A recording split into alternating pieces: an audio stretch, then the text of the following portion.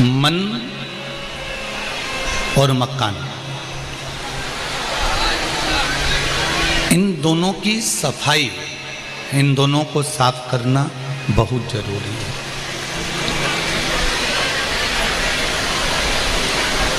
मकान में ज़्यादा धूल जम जाती है तो उस कमरे के अंदर जिसमें धूल जमी हुई है उस कमरे में कोई जाता नहीं है, उस कमरे में कोई पहुंचता नहीं है। और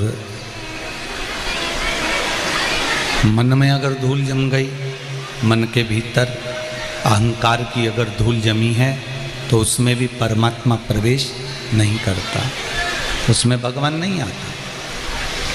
अच्छा, एक बात का विचार करिए, अपने हृदय पर एक बात का स्मरण करिएगा कि घर की धूल को, घर में जो धूल है उसको तो आप एक कपड़ा ले लेते हो, उस कपड़े से झटक देते हो, उस कपड़े से झड़ा देते हो, उस कपड़े से साफ कर देते हो,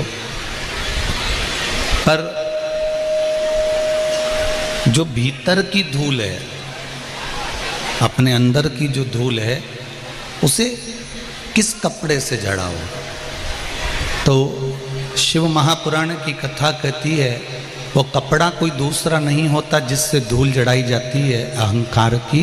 अहंकार की धूल को झड़ाने के लिए गुरु की वाणी का जो कपड़ा होता है उससे सारी धूल अपने आप जड़ जाती है। गुरु की वाणी की जो धूल है, गुरु की वाणी का जो कपड़ा है, उससे अहंकार, काम, लोभ, वासना, तृष्णा, आसक्ति, ये सारी धूलें धीरे धीरे धीरे धीरे समाप्त हो जाती। आप उससे समाप्त कर सकते हैं।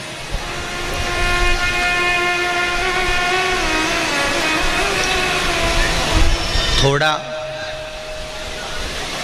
मकान में लगी हुई धूल को झटकना जरूरी है, उसी तरह भीतर उठने वाले अहंकार को, अभिमान को, अहम को शिव महापुराण के माध्यम से झटकना जरूरी है।